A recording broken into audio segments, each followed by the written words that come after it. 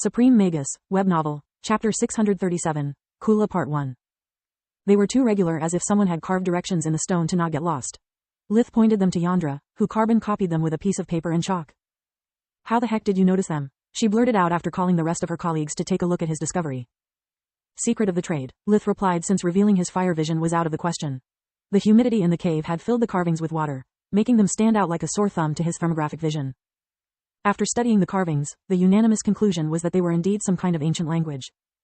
If I'm right, our expedition will go in history books, said Professor Elkas from the Fire Griffin. I recognize this alphabet. It's an ancient dialect of the ODI language. Cheers and applause to both Lith and Elkas erupted from the group as everyone took their books out of their respective dimensional items to decipher the writings. The ODI, most of the professors and their assistants repeated enthusiastically so often that it almost resembled a chant. Who the heck are the ODI? Marok said, followed by the soldiers. Fuck me sideways, the ODI, Lith thought. They were the reason he had chosen to be assigned to the Keller region in the first place, but he had never predicted to stumble into their legacy with so many people to babysit. Worse than that, the professors could actually do more harm than good, so he started to think of a way to ditch them with no consequences for his military career. What's wrong, Lith? Kyla asked. You're doing your I'm screwed face. Seriously, we have spent too much time together. Lith didn't like being read so easily. Floria he could understand, but Kyla too? After setting a perimeter to defend the blabbering professors, Lith took Marok, Kyla, and Floria aside to share with them the history of the ODI Kala had taught him about. According to the books in Scarlet's lab, they were an ancient and powerful race that had conquered all illnesses.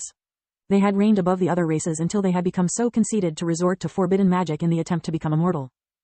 They had developed spells able to move the conscience of an individual from one body to another, achieving eternal youth. Their plan had backfired for two reasons. The first was the fact that the new body was younger, but the talent for magic wasn't carried over. The second was that their victims in the ODI lower class had rebelled to such use of their children, leading to a revolution that had wiped the ODI from the face of Mogar.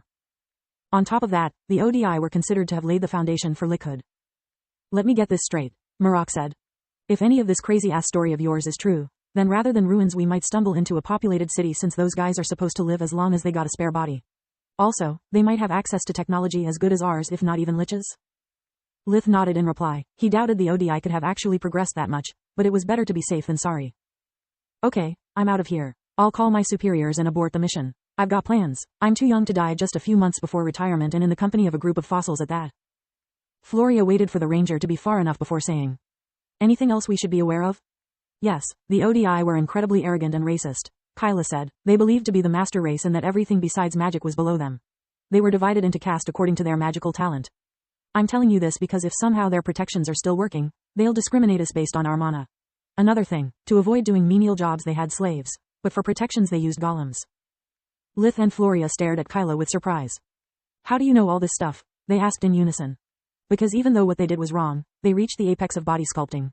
All historical sources agree on the ODI having truly defeated all illnesses. It's not just a groundless legend. They managed to do something we still can't. If we get our hands on their data, at least the sacrifice of their victims will do some good. We could achieve the same results without injuring anyone. Kyla was trying to convince herself as well as the others. She couldn't stop thinking about the moral implications of using such bloodstained knowledge. My biggest fear is that the modifications the ODI underwent to become immune to disease might have also caused the collapse of their society. Such a deep change in the life force might have easily affected their minds. She thought. Is the expedition you needed my help with also related to the ODI? Lith asked. Yes, their empire was located in the Keller region, but aside from some small ruins, nothing relevant has ever been found. I joined this expedition hoping I might find something that could help me to locate their capital, Risha, but I would have never thought we would find something in the ODI language. What if we are about to discover Risha itself? It's unlikely. A capital is a place that must be easily accessible. A city with a constant flow of people, merchandise, and a lot of guards. Floria said. Signs on the walls and underground tunnels make me think more about a secret facility of sorts. Their debate was interrupted by Marok's return. Goddammit, the High Command ordered to continue with the mission and seal all the communication with the outside. He took a small device the size of a glass marble out of his dimensional amulet. A short pulse of orange light spread through the tunnel, drawing the attention of the professors. Lith expected them to be enraged by such lack of trust, but they looked all smug instead. Excellent move, Ranger Eerie, said Professor Gaku, from the Crystal Griffin. She was one of the youngest in the group, a woman in her early 40s with several blue streaks in her light brown hair and dark eyes. According to the markings found by Ranger Verhan, we are about to find the ruins of Kulah. What's that? Lith asked, turning to Kyla, who shrugged in reply. I've no idea either, but since it must have taken a lot of effort to build something so deep below the earth, it must be something important. Captain Ernaz, I don't need to tell you how security has just become of paramount importance. Gaku said. We'll keep protecting you at the best of our abilities. Floria nodded. Not us, foolish child. I mean our discovery. Ranger Erie, didn't you explain anything to her? No, because you butted in before I could, Marok said with a snort. ODI ruins are considered a state secret. Revealing their position or stealing any kind of artifact and knowledge is an act of treason. According to my commanding officer, all ODI ruins discovered so far contained priceless treasures. Everything we found is considered a royal property. At that point, Marok turned to Floria. We're now under martial law, and since you are the highest ranked officer, the command is now yours. It makes me happy because everything that goes wrong, it's your fault and not mine. Chapter 638, Kulah Part 2. What are your orders, Captain Ernest? There was something in the way Marok said the word that made it sound like an insult.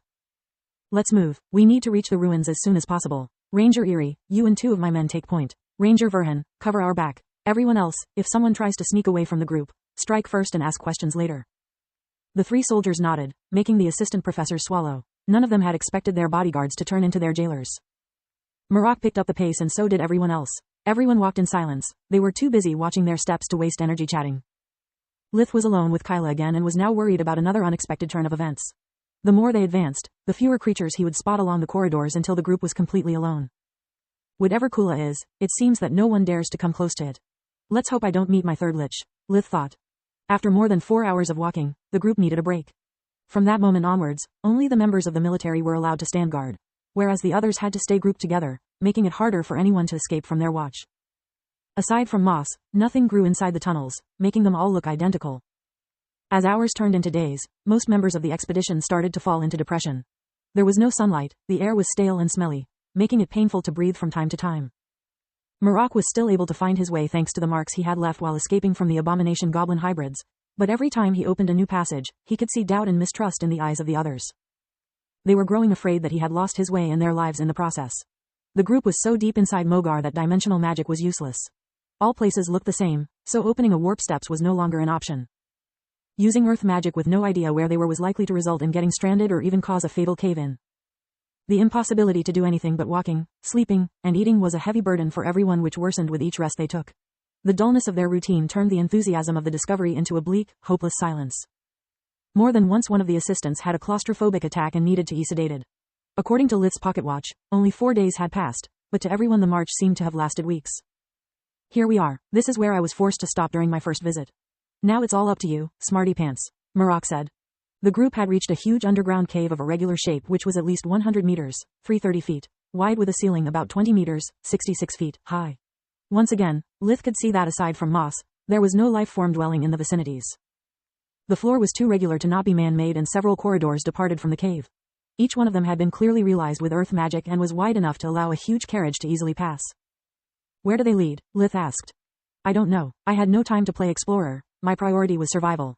The moment we were cleared to leave, we took the same path back to the surface. It was the safest route, Marok replied. As you have probably noticed, there's not much to eat down here, so any predator that gets stranded will welcome our arrival as if we're a free meal ready for the taking. We can't close the passages without running out of fresh air, but we can't leave them like this. The 2 rangers started to put tripwires and alarms along the corridors while the professors studied the structure at the end of the cave. There was a huge door there, so perfectly crafted that it would have been invisible if not for the moss that over the years had grown inside its small crevices, outlining its shape. It was a double door made of rock, so high that it almost reached the ceiling and so wide that 3 carriages could easily pass together through it. The problem was that there was no sign of its activation mechanism. Soon the cave was filled with light and noise as everyone did his best to find a solution to the conundrum in front of them. The array detection spells perceived several magical formations protecting both the door and the wall, making them immune to earth magic. How the heck can those things still work? Aren't arrays supposed to fade without maintenance? One of the assistants asked. There are several possible explanations for this phenomenon, but your clearance level is too low to learn about any of them. So shut up and help us open this damn door, Gaku replied. Lith only needed a glance to learn the answer to that question. Just like most of the lost cities, whatever was behind the door had been built above a mana geyser. The arrays could draw their sustenance from it, and unless an event of catastrophic proportions happened, they would last until someone turned them off. Lith and Solis consulted all their warden books, but the design of the arrays was unknown. The only thing they were certain of was that they were powerful and that they would react badly if someone tried to forcefully open the door. There are several points in the wall where the word energy has been accumulated and compressed. It can't have any other purpose than to act as a defense mechanism in case of attack, Lith thought. To Marok, Yandra asked. Do you have any suggestions on how to open the door? No, during my first visit, my main worry was not dying of starvation and fortifying the place. He pointed at the south wall, where a few small buildings had been created with earth magic. The ground in the vicinities was full of holes big and deep enough that moving recklessly would likely result in a sprain or worse, depending on how badly one would fall. What about you? Floria asked. Now that she was aware of Lith's life vision, she could expect one of his usual miracles.